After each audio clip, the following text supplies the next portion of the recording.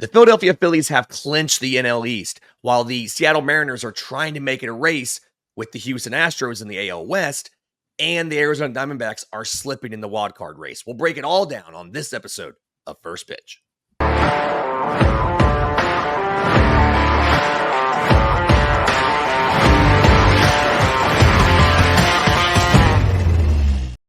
Yes, welcome on into First Pitch for Tuesday, September 24th. I'm your host, Lindsay Crosby. You can follow me on Twitter at Crosby Baseball. He's Christian Rauh. You can follow him on Twitter at Christian S. Rauh, R-A-U-H. And Christian, only 4 games yesterday, and missed opportunity because no day games, right? But I think that there are still plenty of interesting storylines that came out of baseball yesterday. And I think the first thing we have to do is start in the National League East, because the Philadelphia Phillies opened a series at home against the Chicago Cubs and did this. 24, the 2-2, swing and a fly ball, right center field. Castellanos going back on the edge of the track, makes the catch. The ball game is over. For the first time in 13 years, the Phillies will celebrate as National League East champions. It's their 12th divisional crown, and they'll mob each other on the mound one more time. The Phillies take the NL East, like you heard, first time in more than a decade. I guess 2 questions here. One, is this the team to beat in the National League in the postseason? And then 2, the fact that this is their first one in over a decade. 1, how impressive does it look that Atlanta won 6 straight? And then 2, how impressive does it look that Atlanta won 13 straight in the 90s? Yeah, no, that's really true. The way that the Phillies have been playing lately, it's crazy that this is their first one since 2011. It really is, because the Phillies seem like a household name right now. You know, they were just in the World Series. They had a really good playoff run, but they never won the division. That's wild. So, yeah, definitely some props to the Braves there. But when you ask if the Phillies are the team to beat in the National League, I feel like it's really hard to not say the Los Angeles Dodgers. But when you look at this Phillies squad, when they are hot, and especially what we've seen from them in the postseason the last couple seasons, it's hard not to pick the Phillies, because that team has just as many superstars on it at the top of their lineup than the Dodgers. They're just maybe not as known as a Mookie Betts or a Shohei Ohtani. And you have to give the nod to the Phillies when it comes to that pitching staff. That rotation is very good when you look at Nola and Wheeler and Sanchez and Suarez, not Walker. And it's really impressive. So I would have to say that, yeah, I'd have to give the nod to the Phillies to think they are the team to beat for the National League. And I would not be surprised if we get into the Fall Classic, Lindsay, and the Philadelphia Phillies are sitting right there again with Rob Thompson, who's been their manager for 3 seasons now, making the postseason every single time. And one of those seasons, he took over in the middle for Joe Girardi. So, yeah, would not be surprised to see the Philadelphia Phillies sitting there at the World Series. Yeah, the Phillies feel like they are, at least to me, the better all-around team, right? You mentioned the pitching staff has been so good. One of the best rotations in all of baseball. The bullpen has been good enough. I still don't think they're obviously the best, but I think they've been good enough. And they have the bats in the lineup, and we've seen in the postseason, Bryce Harper can manufacture some sort of slight personal insult and go off and hit multiple home runs, and Kyle Schwarber doing Kyle Schwarber things, and Nick Castellanos capitalized on any sort of national disaster. It does feel like LA has the higher ceiling with the 3 MVPs and future Hall of Famers at the top of their lineup.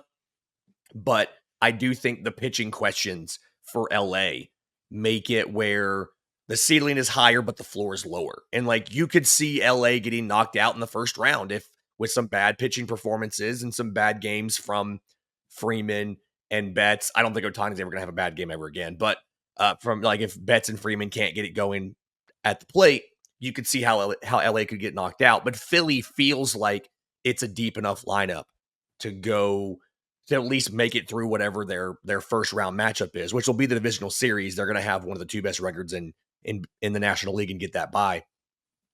Is this finally the year the Phillies do it? I mean, because it feels like if you get past LA, that should be it. I really don't think that there's too many other teams in the NL that are going to put up a giant fight, right? The Padres will be tough for whoever gets them, but you wouldn't face them until the NLCS, assuming all the seeds right now hold. It feels like this is the year if the Phillies are going to make the World Series and have a chance to win it. This is the year they've got to do it. Yeah, out of the 7 teams that are left in the National League, obviously only 6 are gonna make it, but out of those 7, every one of those teams are going to be excited in the postseason. Like, there's not one dud over in the National League that you see right now, and that's exciting. But the Phillies are the top of that, though. They are going to be the most exciting team if we compare what we saw the last few seasons of them in the postseason. I asked Troy on Saturday this question. I asked him what he thought about the roster construction and the general management and just like the whole league, the whole front office, and just the whole team as a whole. And I compared him to the Yankees, and I said which between the Phillies and the Yankees are going to be are in win now mode, have to win the World Series. And he did pick the Yankees, but I will say the Phillies are a team that I think needs to win the World Series. They need to make that next step for all the moves that they made in the trade deadline, bringing in Austin Hayes, bringing in Estevez, who hasn't looked that great out of the bullpen. But I think for the legacy of Dombrowski and the rest of this Phillies front office, I think you are in must win now mode for the World Series. This roster is not getting any younger, Lindsay. There's some free agents that are going to be different moving into the offseason. So I don't know if we'll see this Phillies roster be as good as it is right now in 2025 and beyond. So yes, I agree that the Phillies need to win the World Series. They are in the World Series or bust mode right now heading into October. Kind of wild that Atlanta was talking about that in preseason about this is World Series or bust, and they're fighting for their playoff lives. We'll get to them in a minute. Okay, talking about moving over to the American League West, the Houston Astros and Seattle Mariners started a series last night. The Mariners won 6-1, and for a race that we have been saying is over, right? We have been saying that this race is done, and there's no way that the Astros are going to lose. The Mariners, who are 7-3 in their last 10 games, have brought it down to within 4 games. And obviously, playing the Astros, every game counts double. Behind Julio Rodriguez, just being absolutely going nuclear, and I've got those stats in just a second. Is this something where the Astros need to be concerned? Or is this just we go out and play our normal games, and odds are we'll come out still leading the division? Yeah, they're up 4 with 5 left. So I mean, they just need one more win to clinch it. So I think that the Astros absolutely have to play cautious tonight. But I think what we're really looking at here is can the Mariners sneak into the wild card? And we keep talking about the Detroit Tigers and how they've been very impressive, but there is a very solid chance that the Mariners can sneak into a final spot in the wild card as well. With the Twins, not looking good, and of course with the Royals on their 7-game losing streak. What a terrible time for that to happen! And just last month they had a 6-game losing streak. They're not doing very good since the Vinny Pasquantino injury, Lindsay. So it'd be interesting to see if Seattle can sneak into the wild card race. You mentioned Julio Rodriguez, how great he's looked as of late. Cal Raleigh's looked really good as a catcher for the Mariners, and then Randy Arozarena is starting to finally figure it out since being traded over there. His numbers don't look good, but if you actually watch the games, he's starting to finally figure it out there. And I think that could be dangerous because we've seen Randy Arozarena in the postseason. We'll go back to 2020, and he's got some of the most iconic World Series moments ever. So if he can get into the postseason, we know he can dance. So yeah, I would say that the Mariners are going to be fun. This is going to be a really exciting series for the rest of the week. But I do think that there's a possible chance that we could see them in the wild card race. I will say for the Astros real fast, the Hunter Brown, he looked really good yesterday in the pitching. I know that they lost by a pretty decent score, but it wasn't on him. There's a lot of nods to the bullpen here for Houston, and I think that's more concerning than anything is what's going on with that bullpen, because it's been like that all weekend as well. Hector Neris had some issues a couple days ago, and now you're getting some issues from some of your non-leverage guys if you look at who pitched yesterday. So yeah, I think that's your more concern for Houston is what's going on with that bullpen. Yeah, Hunter Brown takes the bad luck loss. 1 run on 3 hits in 6 innings, but takes the loss because they were technically down. Bobby Miller. Miller goes 7 innings, scoreless, 2 hits, no runs, 2 walks, 5 strikeouts. So he leaves with the lead. And then the bullpen there, King gives up 2 runs in 2/3 of an inning. Martinez gives up 2 runs on 3 hits in 1 1/3 innings. There's your issues. But yeah, the surge from Julio Rodriguez has made the wild card race interesting. I pulled the numbers as you were talking about it. The Tigers and Royals are tied for that final spot. 1 game out is Minnesota. 1.5 games out is Seattle. And so even if they can't necessarily catch up to Houston, a hot streak right here can still get them up over a slumping Royals. The Royals have Washington this week, who, ever since calling up these prospects, you can't sleep on Houston. They've got Dylan Cruz. They've got James Wood. These guys are doing well. They won't have CJ Abrams for that series, but they've got everybody else. And then talking about the hot streak from Julio Rodriguez, I went back and pulled. He was just named Player of the Week. But from August 28th through the 22nd, so not counting last night, he's batting .363 with a 1.44 OPS in his last 23 games. And again, Baseball Reference as of this morning has not yet updated for last night's games, but it's not like he had a bad game last night, so that's going to go up even more. And it's just, that's the kind of hot streak that you thought Julio Rodriguez could produce. That is MVP caliber talent, and that is why he got the giant extension with the escalators for winning the MVP, because at any given time, he can put up numbers like that. Yeah, he's had an offseason, really all year, Lindsay, but you knew it was in there. You knew the potential was there because we've seen it last seasons. And if he's getting hot, and the time he decides to get hot is late September and possibly October, if the Mariners make it, that's exactly where you need to that's a perfect bounce back for your legacy going into what would be year 3 for Julio Rodriguez in 2025. I will say this, how wild would it be that we are talking about the AL Central, 4 teams battling for a postseason spot, and there is a good chance now with the slumps of the Twins and the Royals that we might only get one of those teams in the playoffs, the division winner. At a point, there was 4 battling. Right now, we're at a point where 4 are still eligible. No other division in baseball has that, but there might only be one that makes the postseason. I still think the Tigers are going to make it. They've just been so hot. Oh, yeah, for sure. But yeah, that's a chance. Yeah, they could go from 4 teams to 1 or 2. I mean, it's wild, and that's why this season is coming down to be a lot more dramatic than maybe we thought it was going to be a couple weeks ago, when we thought this was all going to be pretty chalk down the stretch. Okay, another meaningful game last night. The San Francisco Giants take down the Arizona Diamondbacks in the desert 6-3 behind the heroics of Matt Chapman, who did this. Back up there. Into left center field. Carthy on the move. And it's off the wall.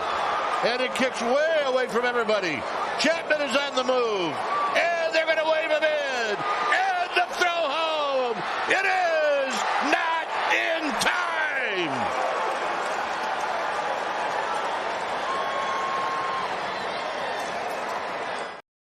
Matt Chapman goes 2 for 4, scores a run, 3 RBI, including that inside the park home run in the victory here. I know the Giants are eliminated, right? But is there reason to think that, I guess we'll talk about them first before we get to Arizona. Is there reason to think that the core is here for the next competitive Giants team that makes the postseason? I don't know if you can say completely here, but I think they have some good foundations. And I think ever since they signed that extension for Matt Chapman, this team has played different, Lindsay. I think they know what's on the horizon. And I think that they finally see a path forward for 2025 and beyond. It just unfortunately won't be right now. But that doesn't mean they're not playing meaningful baseball. Just because they're not going to play in October, it looks like they're trying to play spoilers, and they've looked really good over the last couple of series. They won the series against the Orioles. They swept the Kansas City Royals, and now they're winning the series opener against their NL West rival, the Arizona Diamondbacks, who are trying to find their way back and hold into the wild card race here. So, and all while doing that, they're only one game now under 500. So they have some goals themselves that they're trying to meet, and it looks like getting over 500 at the end of the season is one of them. And I think that'd be a great accomplishment for them after there's a couple slumps they had the last month. I will say this though, when you see the excitement of this Giants team, and they've been really fun to watch the last couple games, it's contagious. It's really contagious. You see some of these pitchers, some of their young pitchers, Hayden Birdsong being one of them, 6'4", by the way. That guy just looks huge on the mound. When you watch a guy like him, and obviously Blake Snell, we'll see what happens with him in the offseason, but watching him on the mound is incredible as well. These Giants are going to be a team, if they just add maybe one or two pieces, Lindsay, that they're going to be right back in contention. And maybe we'll stop saying that 107 in 2021 was a fluke. The Giants have a lot of freaky athletic pitchers. Yep. Sean, I believe it's pronounced Jelly. Sean Jelly, 6'11". Like they have a lot of super insane pitchers. And I do think the emergence of Tyler Fitzgerald is huge. Playing shortstop, they did not really have a plan figured out at shortstop. Casey Schmidt was a third baseman who was very, very good defensively. They played him some at short last year, played him some more at short this year. He wasn't hitting that well. Marco Luciano is a guy that is probably better suited to second base than short, but getting that as well as getting some breakouts in the outfield. Obviously, they signed Hung Yu Lee, but I feel like the core is here. I have questions about what the pitching staff can do if Blake Snell opts out. I do think they need to get him back, either sign him to an extension, which they've not had any discussions on that, or convince him not to opt out. But I do like the bones here. It's just a matter of, can you build around it? For Arizona, they now, with this loss, they now fall to the third and final wildcard spot. They are half a game behind the Mets, and they are a game and a half ahead of the Atlanta Braves. Obviously, the Braves and the Mets play this week for 3. That will probably decide Atlanta's playoff fate. Are you concerned about the Diamondbacks going 5-5 in their last 10 games with the questions on the rotation? Are you concerned about this Diamondbacks team not making the postseason? Yes, you have to say yes. I feel like you have to have some concern there, because they started the series against Milwaukee very strong, and we thought it might have been a hangover with the Brewers this past weekend, but they ended terribly. Literally they had a hangover lineup, like they clinched the night before, literally. But they ended terribly, Lindsay. They wound up losing a game with which I believe they had an 8-run lead at one point on Sunday's finale. So, yeah, you have to be concerned. And you mentioned this rotation where they built it over the offseason, and they brought in guys like Rodriguez, and he's just, obviously handled with injuries, but since his return has not been great. He had his best start, the start before last night, but he couldn't capitalize on it going into the game against the Giants. In last night's matchup, he only goes 4.2 innings. He gives up 5 runs. Now, some of them weren't their fault. That inside the park home run was a tough catch to make in the outfield, but it should have been a catch, right? And then, but giving up 3 home runs, I mean, that's your fault. You can't blame defense. You can't blame FIP. You can't do anything on that. You gave up the home run. So there's a lot of question marks with that rotation. I think it starts with Rodriguez, and that's something that you were banking on him being your game 2 or even game 3 starter. And you still probably are, and that's concerning.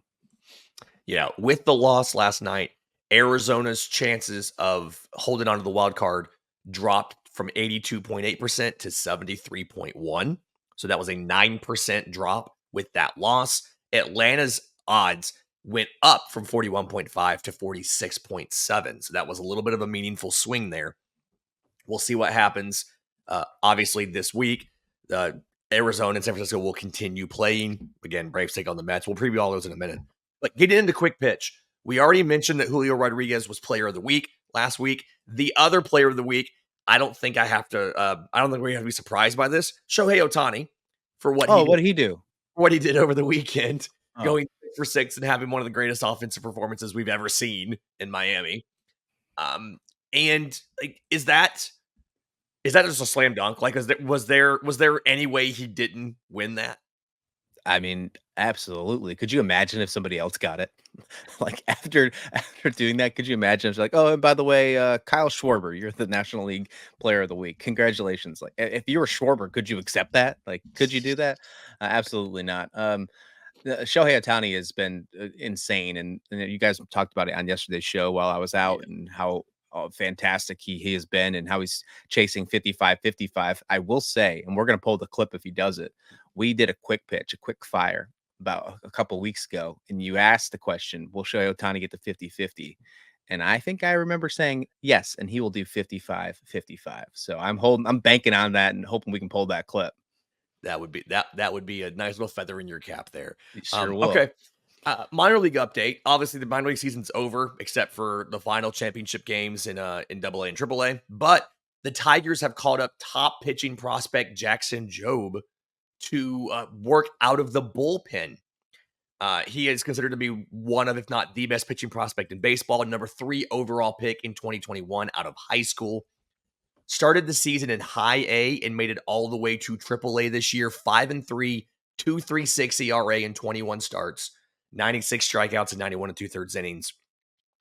Is this something where you think the Tigers genuinely need the help? Do you think they want to get him a chance to experience a postseason push, or is this a luxury for the Tigers right now? Because you're using, you have to add him to the 40-man roster. You legitimately have to make sacrifices to call up a top prospect with a week left in the season. It's why so many teams haven't done it. Yeah, it's an interesting reason why they would do that, but I think the luxury is a good way of saying it, as you mentioned. It doesn't hurt. I mean, their pitching staff, if you're looking at every single pitching staff and all the contenders left, you have to probably say they're one of the worst overall pitching staffs, even with Tarek Skubal on your side there, because Yeah. you traded a guy like Jack Flaherty away, and then you have a couple unknowns. Now he's just going to play in the bullpen, as you mentioned, but having a guy like that who has done really good in the minor leagues, maybe getting his feet wet right before the postseason, maybe he can be something. Maybe he can come in for an inning and be something solid and make an impact right away. And could you imagine the confidence that would put on a young prospect, the guy that they're hoping to be a solidified piece for your core for the future? The confidence that would bring if he had a postseason moment before he makes his first start for the Tigers. I think that would be pretty incredible. Yeah.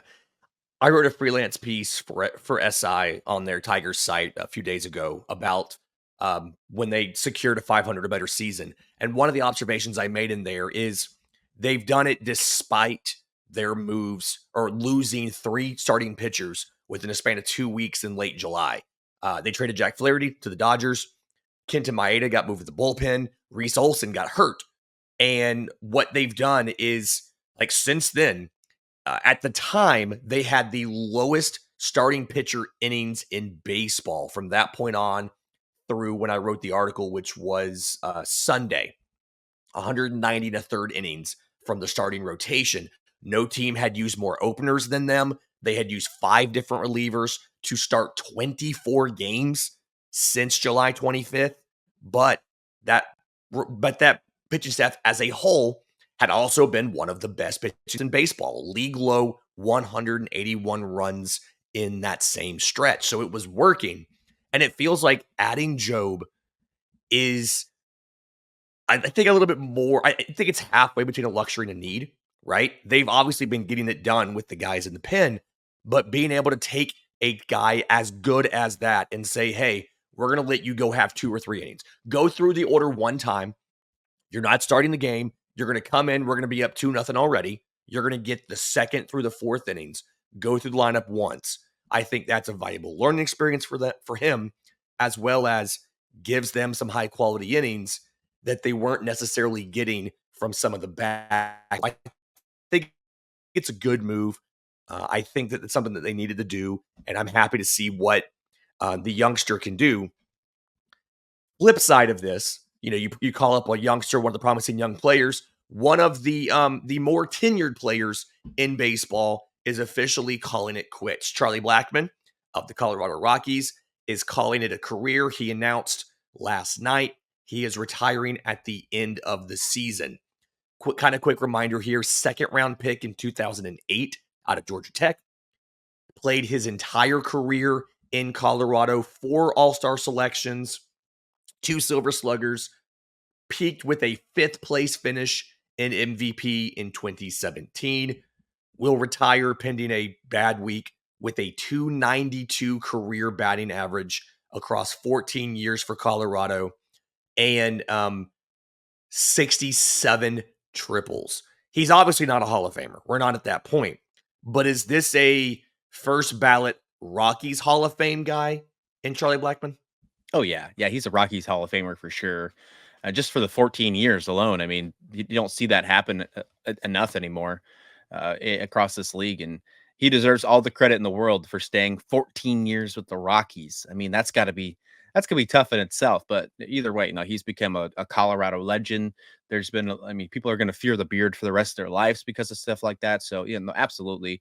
What a great career for Charlie Blackmon. I definitely enjoyed watching him play throughout his career. I mean, when betting just got started, when they started the DraftKings lineups and you have to pick your lineups and do that stuff, I would always do Nolan Arenado and DJ LeMahieu and Charlie Blackmon as a stack. You love that, stack going into it. So that's some of my favorite memories is watching Colorado baseball, is getting them excited for betting. But regardless, what a great career for him. 14 years in Colorado is insane. And I will say that if he doesn't want to be recognized, all he has to do is go back to that baby face at the beginning of his career, because nobody remembers him without that beard. Nobody would recognize Charlie Blackmon if he shaved. No, absolutely not. I also like the way that they did this. Wait until the end of the season. Don't do, like, some players did that. I think Miguel Cabrera had that giant retirement tour. Nothing against Miggy. He's a great player. He deserved it. I for some reason, I like it more when the player's just like, hey, I'm done. I'm gone. I'm out. You found out 4 days early, right? His last game will be Sunday. I like how they did this. I like that I think they're still playing at home, right? So he's got one home Yes. series left with the crowd knowing. I like that. So you can get like one final ovation from the crowd.